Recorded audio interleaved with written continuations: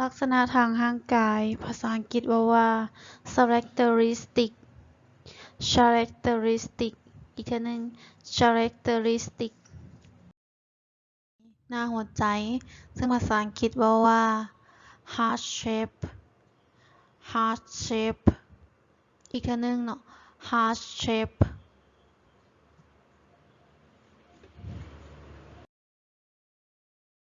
หน้ารูปสี่เหลี่ยมภาษาอังกฤษว่า square อีกทีหนึ่งเนาะ square หน้ามนหรือหน้ากลมเนาะภาษาอังกฤษว่า round อีกทีหนึ่ง round หน้ารูปไข่ภาษาอังกฤษว่า egg shape อีกทีหนึ่ง egg shape หน้ารูปสามเหลี่ยมภาษาอังกฤษว่า triangular อีกทีหนึ่งเนาะ triangular ตากลมลักษณะของตากลมหรือว่าตามนภาษาอังกฤษว่า round eyes อีกทีหนึ่งเนาะ round eyes ตาสั้นเดียวภาษาอังกฤษว่า non-fold upper eyelid อีกทีหนึ่งเนาะ non-fold upper eyelid ตาสองชั้นภาษาอังกฤษว่า fold upper eyelid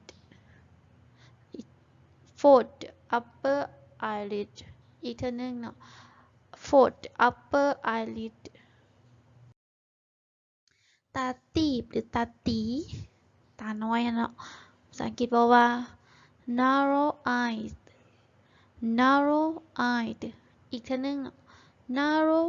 eyed ตาบอด bright อีกทีหนึ่งเนาะ bright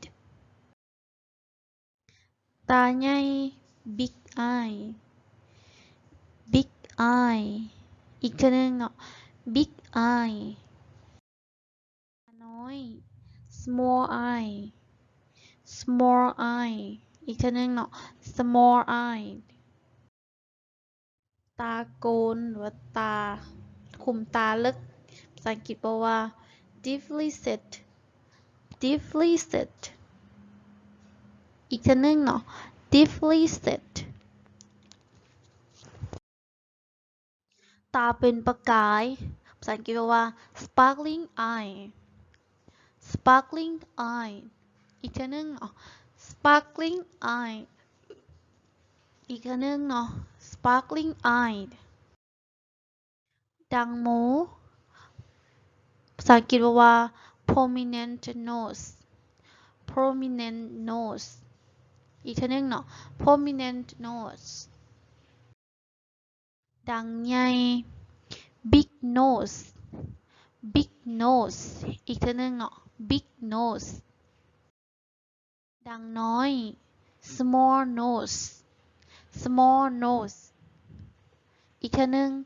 small nose ดังฮักภาษาอังกฤษว่า crooked nose อีกทีหนึ่งเนาะ crooked nose ดังแม่ภาษาอังกฤษว่า flat nose อีกทีหนึ่งเนาะ flat nose หรือว่าsnub nose ก็ได้ลักษณะของปากกว้างภาษาอังกฤษว่า wide mouth อีกทีหนึ่งเนาะ wide mouth ปากหนาภาษาอังกฤษว่า thick mouth อีกทีหนึ่งเนาะ thick mouth ปากบาง thin mouth อีกทีหนึ่งเนาะ thin mouth หูใหญ่ภาษาอังกฤษว่า big ear หรือว่า รัก ear ก็ได้เนาะอีกอันหนึ่งเนาะ big ear หรือ large ear หูน้อยภาษาอังกฤษว่า small ear small ear อีกอันหนึ่งเนาะ small ear หูหนวกภาษาอังกฤษว่า deaf deaf อีกอันหนึ่งเนาะ deaf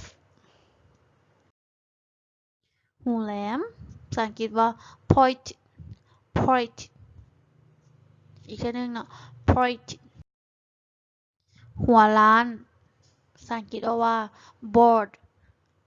bored อีกอันหนึ่งเนาะ bored ผมสั้นภาษาอังกฤษว่า short hair short hair อีกอันหนึ่งเนาะ short hair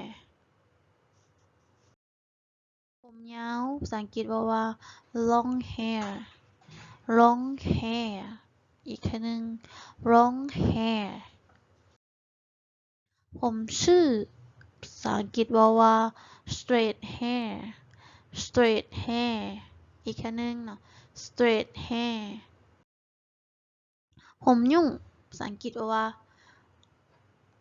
tassel hair tassel hair อีกอันหนึ่งเนาะ tassel hair ผมกูดหรือว่าผมหล่นภาษาอังกฤษว่า curly hair curly hair อีกอันหนึ่งเนาะ curly hair ผมฟูภาษาอังกฤษว่า fluffy hair fluffy hair fluffy hair อีกอันหนึ่งเนาะ fluffy hair ผมหน้าม้าภาษาอังกฤษว่า bangs bangs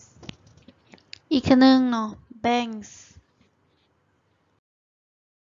ผมหอกภาษาอังกฤษว่า gray hair gray hair อีกอันหนึ่งเนาะ gray hair ตุ้ยภาษาอังกฤษว่า fat fat หรือ chubby chubby อีกอันหนึ่งเนาะ chubby joy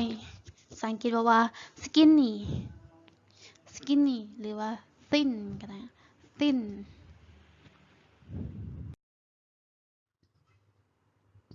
หุ่นบางหุ่นบาง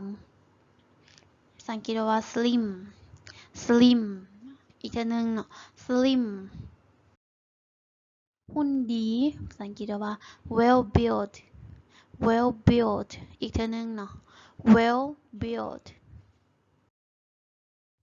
บ่งามภาษาอังกฤษว่า ugly ugly ugly อีก ugly อีกอันหนึ่งเนาะ ugly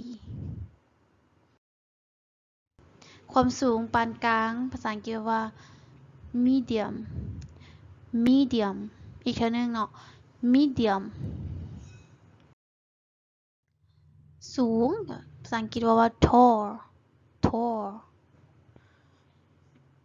อีกอันหนึ่งเนาะ tall เตี้ยก็ short short อีกอันหนึ่งเนาะ short คำศัพท์เกี่ยวกับสีผิวผิวสองสีบอกว่าผิวสองสีเนาะภาษาอังกฤษบอกว่า average skin average skin อีกอันหนึ่งเนาะ average skin ผิวค้ำหรือว่าผิวดำภาษาอังกฤษบอกว่า dark skin dark skin dark skin อีกอันหนึ่ง dark skin ผิวขาวใสภาษาอังกฤษบอกว่า light skin light skin อีกอันหนึ่งเนาะ light skin ผิวสีน้ำตาลภาษาอังกฤษว่า tan skin tan skin อีกอันหนึ่งเนาะ tan skin ผิวขาวเผือกภาษาอังกฤษว่า white skin อีกอันหนึ่งเนาะ white skin